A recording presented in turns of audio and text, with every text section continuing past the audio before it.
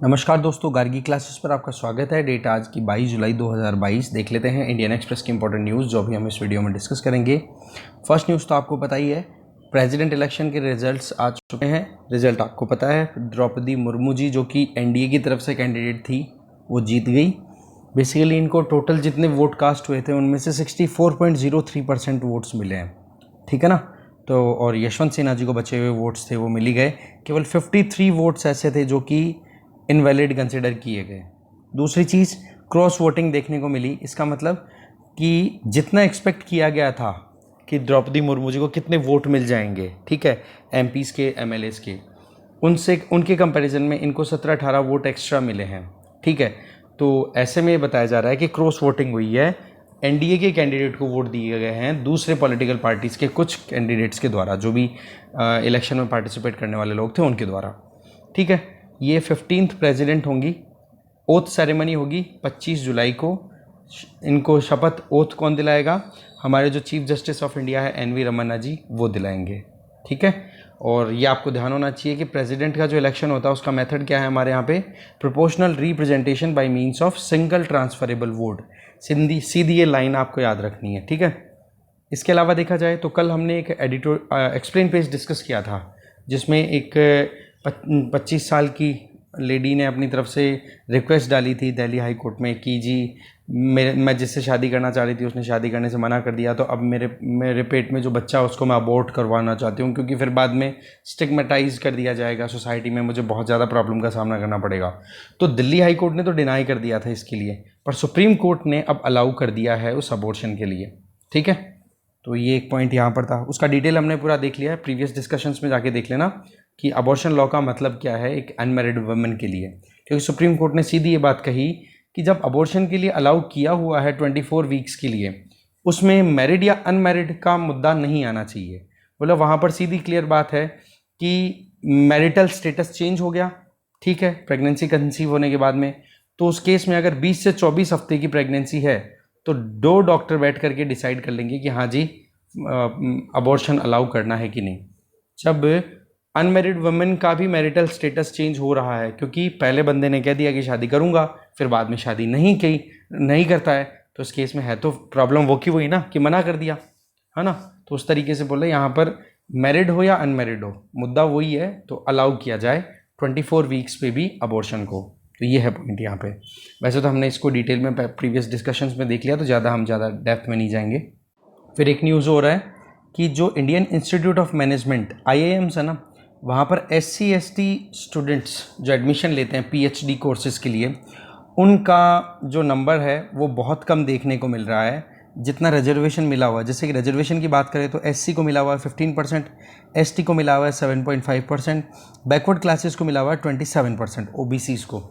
पर बोले रिप्रेजेंटेशन इनका जितना होना चाहिए उतना रिप्रेजेंटेशन नहीं है। कैसे? कि बोले जो अप्लाई करते हैं ना PhD के लिए उनके नंबर्स में कमी है, वो देखते हैं। जैसे यहाँ पर आप देख सकते हो 2018-19 में 386 एप्लीकेशंस आई थी SC कम्युनिटी से बिलोंग करने वाले इंडिविजुअल्स की, जो PhD परस्यू करना चाह रहे थे किसमें? IIM से, जो बढ़कर के 2018-19 की अगर बात करें तो मतलब अभी करंट कितना चल रहा है? केवल 415।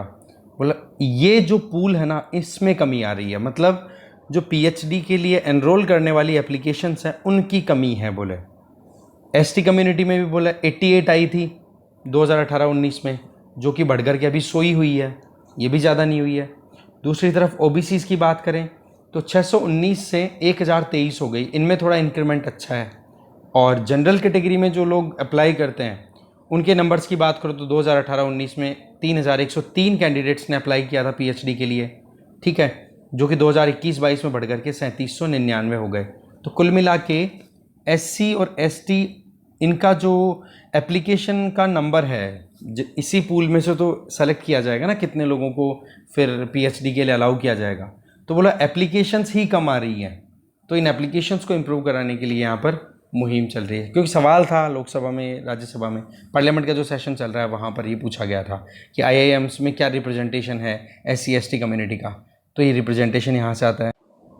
और अगर एक्चुअल फिगर्स में देखें कि कितने जने एनरोल कर रहे हैं तो आप यहाँ पर देख सकते हो कि एससी कम्युनिटी से 50 जनों ने एनरोल किया है, ठीक है, 2021-22 में। एसटी कम्युनिटी से 15 जनों ने, ओबीसी से 130 जनों ने और जनरल कैटेगरी से लगभग 547 जनों ने। ओवरऑल रेशियो जो देखोगे ना सेलेक्टेड एप्लीकेशंस में, वो एसटी में तो है एप्लीकेशन जितनी लगी उनमें से 3.05, एससी में तो एसटी में है 3.72, ओबीसी में है 4.18, जनरल में है 4%। तो रेशियो तो मोर और लेस सबका बराबर बताया जा रहा है, बोले रेशियो में फ़र्क नहीं है। मुद्दा जो है वो ये कि एससी एसटी कम्युनिटी के स्टूडेंट्स जो पीएचडी करना चाहते हैं वो एप्लीकेशंस कम लगा रहे हैं, ये पॉइंट है यहाँ पर। तो ये डेटा क्या आपको कभी आंसर राइटिंग में आ सकता है काम में, कि कितना रिप्रेजेंटेशन हुआ, रिजर्वेशन का क्या फ़ायदा है, कितनी अभी तक कमी चल रही है, थोड़ा सा वहाँ पर आप क्रिटिकली इस डेटा को यूज़ कर सकते हो। नेक्स्ट न्यूज़ है, देखो अभी एक रिपोर्टर्स विदाउट बॉर्डर्स के द्वारा वर्ल्ड प्रेस फ्रीडम इंडेक्स ये रिलीज़ किया गया है। इसमें इंडिया का स्कोर बहुत ही बेकार रहा है, 180 नेशंस में से इंडिया का रैंक रहा 150। तो एक तो ये ध्यान रख लेना, रिपोर्टर्स विदाउट बॉर्डर्स इनके द्वारा रिलीज़ किया जाता है वर्ल्ड प्रेस फ्रीडम इंडेक्स, ठीक है ना। तो 2022 की जो रिपोर्ट है उसमें क्या मिला है रैंक इंडिया को 150वां। तो गवर्नमेंट ने इसको डिस्कार्ड किया है कि बोला हमारी तरफ से हम बिल्कुल एक्सेप्ट नहीं करते, क्योंकि इस रिपोर्ट में जो स्टेटमेंट है वो कुछ ऐसा है कि इंडिया वर्ल्ड की मोस्ट डेंजरस कंट्रीज़ में है जहाँ पर जर्नलिज्म या मीडिया सर्वाइव करे तो बहुत मुश्किलों से सर्वाइव कर पाता है, ठीक है। तो गवर्नमेंट ने क्यों रिजेक्ट किया इसको, इसके पीछे क्या बात बोली, एक तो बहुत ही कम सैंपल साइज़ है, सर्वे अच्छे से नहीं किया, ज़्यादा नंबर्स पे नहीं किया। दूसरा, डेमोक्रेसी के वेटेज को भी तो आपको कंसिडर करना था ना कि एक डेमोक्रेटिक कंट्री है और यहाँ पर मीडिया की फ्रीडम अपने आप में इंपॉर्टेंट हो जाती है, क्योंकि डेमोक्रेसी के चौथे पिलर की बात की जाए तो चौथा पिलर मीडिया ही होता है, ठीक है। साथ में जिस मेथोडोलॉजी का यूज़ किया गया, जिसके बेसिस पे डेटा कलेक्ट किया गया, बोलो वो नॉन ट्रांसपेरेंट मैनर में किया गया।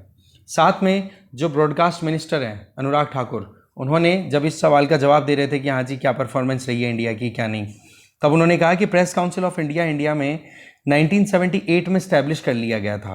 और वो प्रेस काउंसिल ऑफ इंडिया क्या काम करती है, प्रेस के फ्रीडम और उनके स्टैंडर्ड्स को मेंटेन रखने के लिए, कि कहीं से भी इन एजेंसीज़ को प्रॉब्लम का सामना ना करना पड़े और ये एजेंसीज़ भी जो स्टैंडर्ड फॉर्मेट्स हैं उन्हीं को फॉलो करते हुए अपनी फंक्शनिंग को कंटिन्यू करें। सो ओवरऑल देखा जाए तो गवर्नमेंट ने तो डिस्कार्ड किया है, बस ये हमें ध्यान रखना है कि भाई वर्ल्ड प्रेस फ्रीडम इंडेक्स कौन रिलीज़ करता है और इंडिया की जो रैंक है वो क्या आई है, ठीक है। नेक्स्ट हम आगे एक्सप्लेन पेज पे, यहाँ पर फर्स्ट जो आर्टिकल हमारे लिए वो है काली बेन।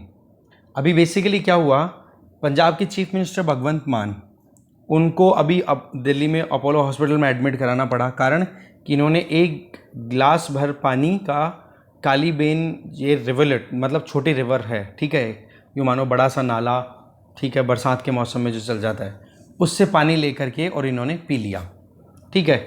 अब वो जो रिवरलेट है ये बहुत ही ज़्यादा पॉल्यूटेड रहता है और उस पॉल्यूटेड वाटर को पीने की वजह से इनको बीमारी हो गई। अब सवाल ये है कि पानी क्यों पिया। देखो यहाँ पर जो सिखों के फर्स्ट गुरु हैं गुरु नानक देव, उनके लिए कहा जाता है कि ये काली बेन जो रिवरलेट है, रिवरलेट मतलब छोटी रिवर, स्मॉल रिवर, उसके पास में ही उनको एनलाइटनमेंट गेन हुआ था, मतलब उनको ज्ञान की प्राप्ति यहीं पर हुई थी। उनके सिस्टर थी इनके साथ में ही बेबे नान की, वो इस पानी में डूब जाती है काली बेन में, फिर बाद में 3 दिन बाद में री इमर्ज होकर के आती है। तो उस टाइम पर उनको मूल मंत्र ज़िंदगी का समझ में आया था। पहला मूल मंत्र जो सिख रिलीजन के लिए है वो यहीं पे दिया गया था।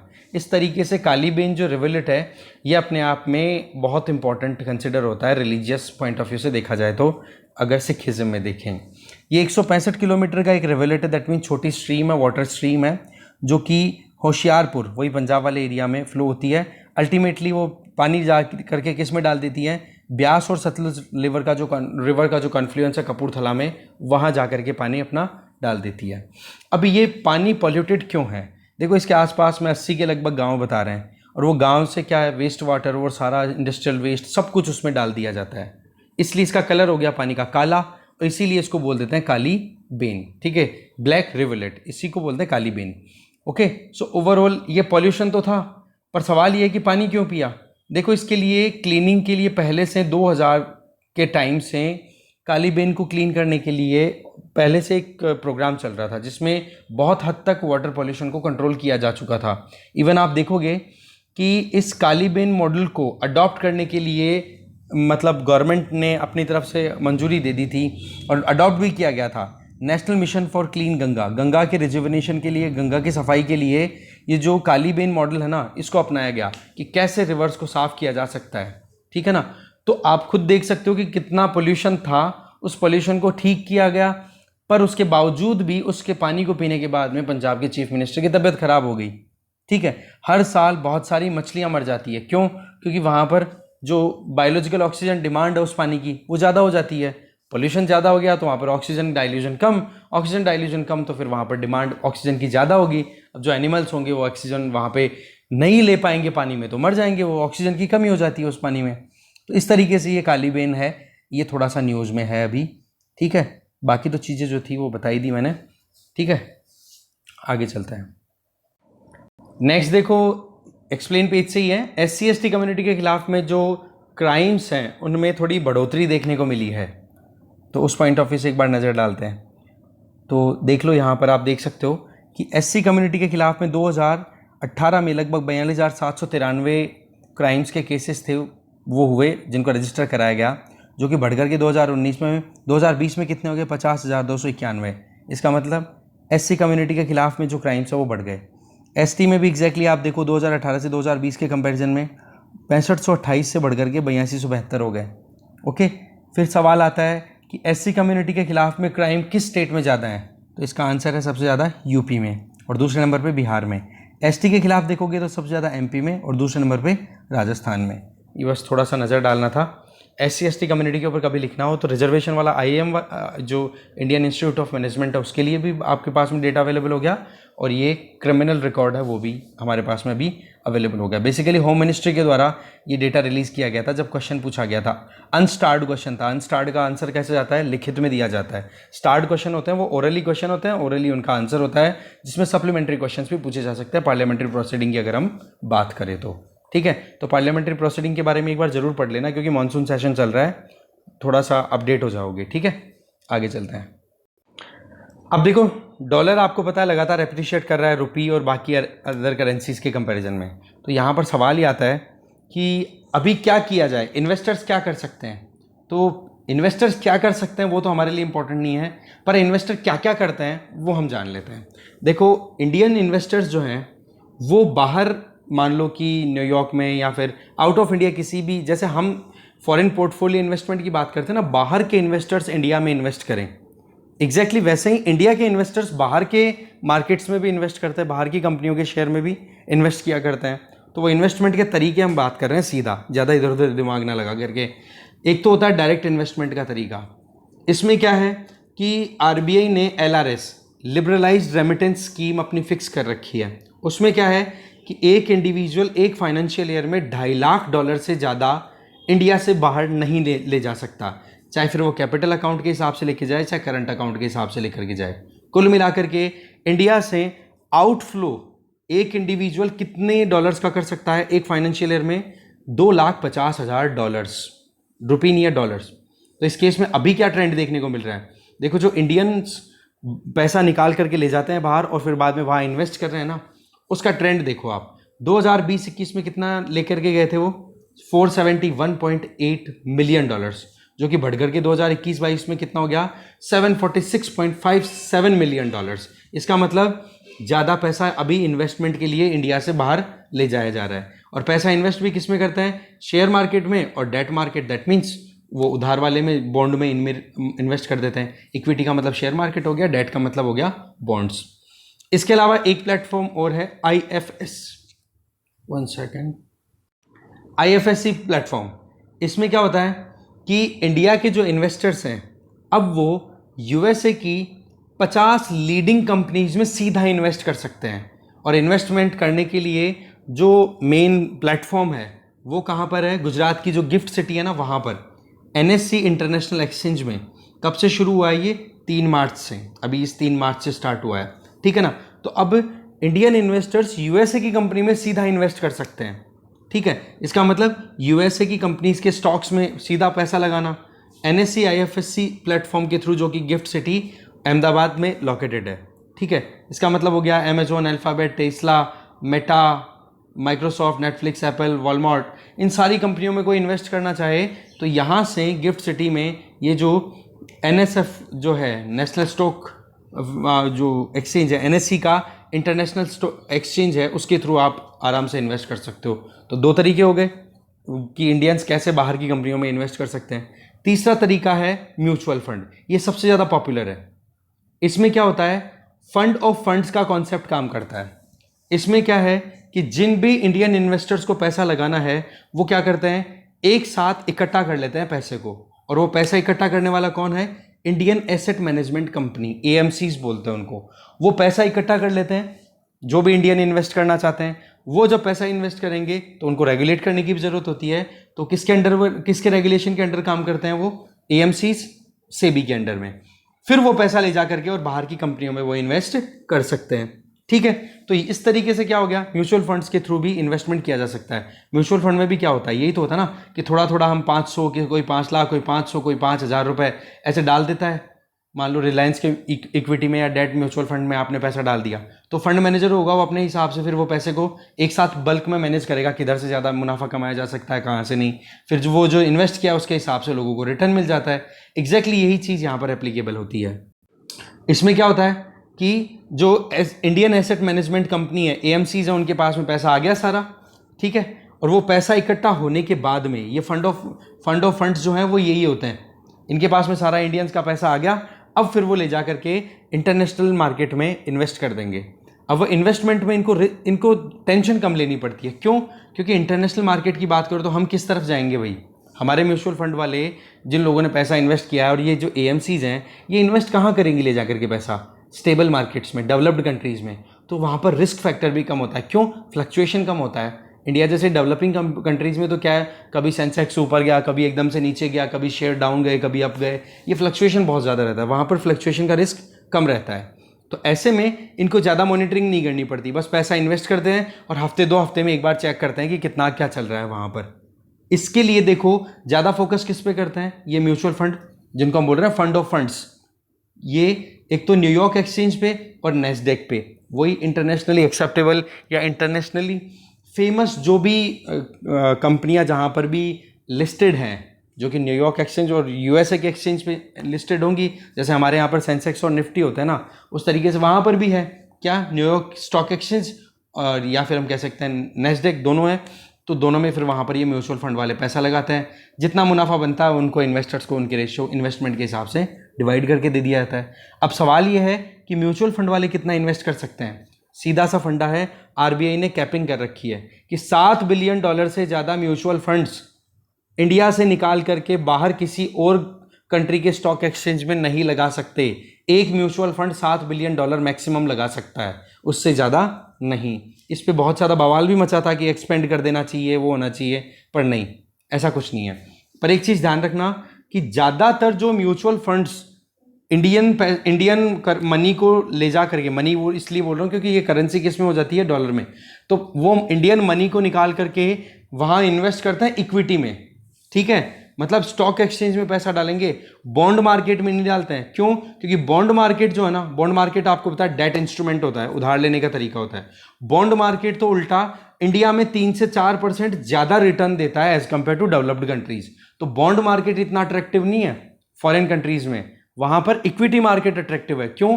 क्योंकि एक तो स्टेबिलिटी रहती है कंपनी की, और एक कंपनी बड़े वॉल्यूम पे ट्रांजैक्शन करती हो तो बेनिफिट भी थोड़ा अच्छा बन जाता है। अब बॉन्ड मार्केट तो देखो उधारी का काम है, उधारी में तो इंटरेस्ट रेट का काम होता है। इंटरेस्ट रेट तो डेवलपिंग कंट्रीज में ही ज़्यादा मिलेगी आपको, डेवलप्ड कंट्रीज में तो इंटरेस्ट रेट क्या मिलती है, रेयरली 2%। 2% भी हो जाए तो यूँ सोचते हैं कि पता नहीं कितना महंगा ब्याज हो गया वहाँ पर, हमारे 7% तो चलते रहता है कि नहीं। तो वैसे ये जो इन्वेस्ट करने वाले जो होते हैं ना म्यूचुअल फंड वाले, इनको तो देखो $7 बिलियन की कैपिंग दी हुई है ही। एक इंडिविजुअल अगर इन्वेस्ट करना चाहे तो वो कितना ले जा सकता है, $2.5 लाख से ज़्यादा नहीं ले जा सकता। ये है मेन चीज़। तो इंडियंस जो बाहर जाके इन्वेस्ट करना चाहते हैं उनके लिए क्या है पॉइंट, वो हमने देखना था। ठीक है, आगे चलते हैं।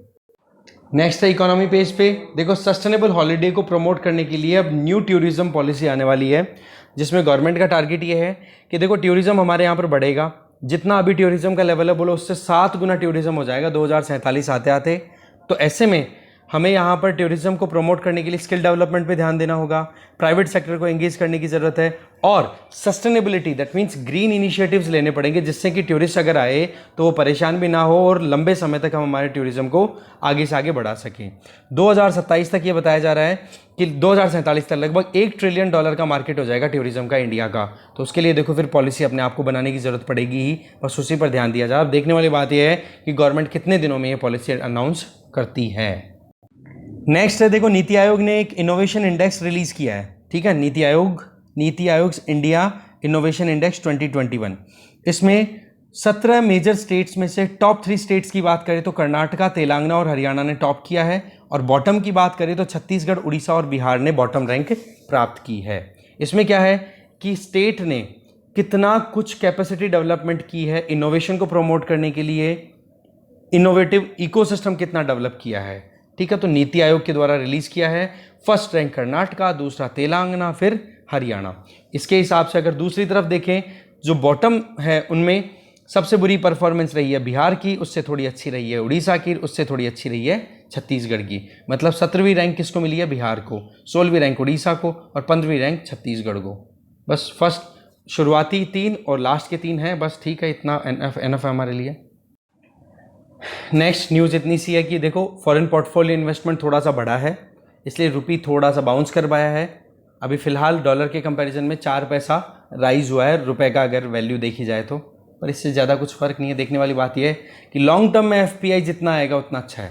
वैसे देखा जाए ना तो यूरोपियन सेंट्रल बैंक ने भी इंटरेस्ट रेट राइज किया 50 बेसिस पॉइंट, मतलब 0.5% से, और अब पता है वहाँ पर इंटरेस्ट रेट कितनी हो गई है? 0%।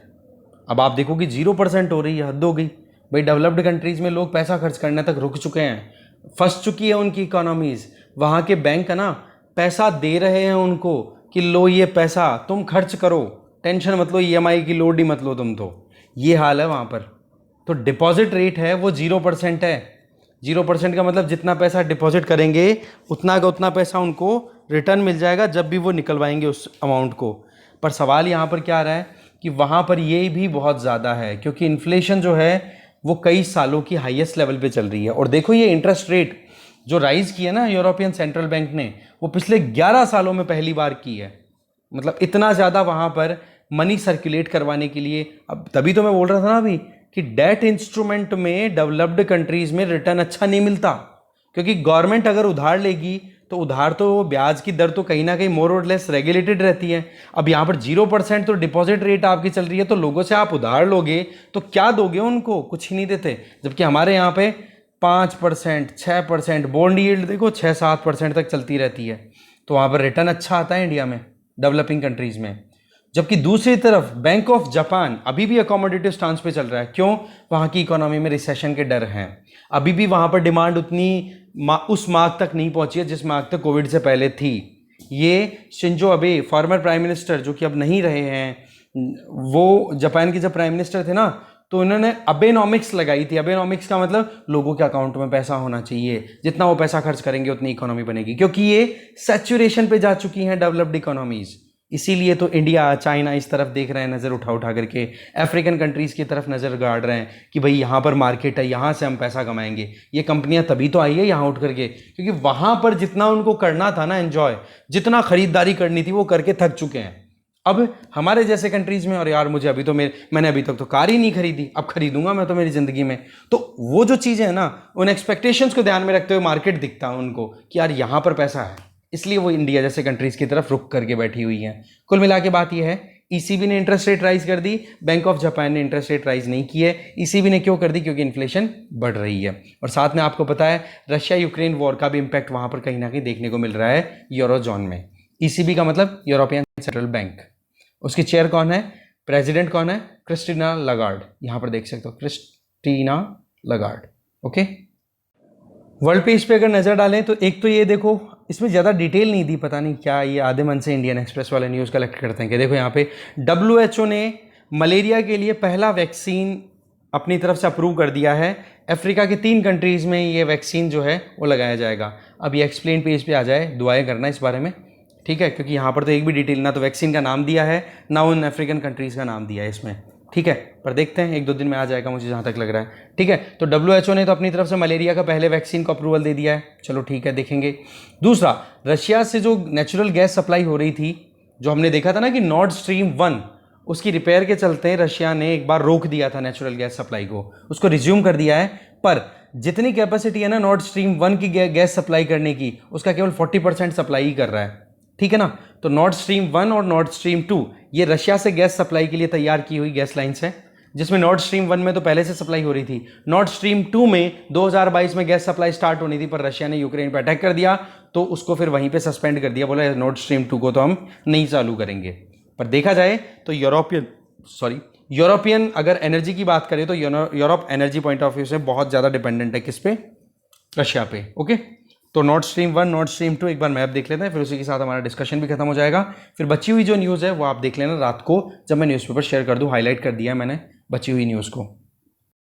यहाँ पर आप देख सकते हो रशिया के स्पोर्ट्स हैं उस्लुगा और विबोर्ग, यहाँ से नॉर्ड स्ट्रीम 1 और 2 दोनों चालू होती हैं और आकर के कहाँ पे एंड होती है, जर्मनी। ये बाल्टिक सी है इधर से होते हुए, ठीक है, जर्मनी के ग्रीफ्सवेल्ड पोर्ट पर आकर के टर्मिनेट होती है। तो ये जो नॉर्ड स्ट्रीम 1 है ना, ये तो अंडर ऑपरेशन है। नॉर्ड स्ट्रीम 2 ये तैयार तो है एकदम बिल्कुल, इन्वेस्टमेंट भी बहुत हुआ है, पर इसको सस्पेंड कर दिया एक बार, क्योंकि लड़ाई चल रही है ना रशिया यूक्रेन की, इसलिए सैंक्शंस लगा ही रहे हैं रशिया पे लगातार वेस्टर्न कंट्रीज़। ओके, तो थोड़ा सा देख लेना भाई, आपके सामने जो मैप है उसको रोके हुए हैं। तो डिस्कशन में यही था, थैंक यू वेरी मच।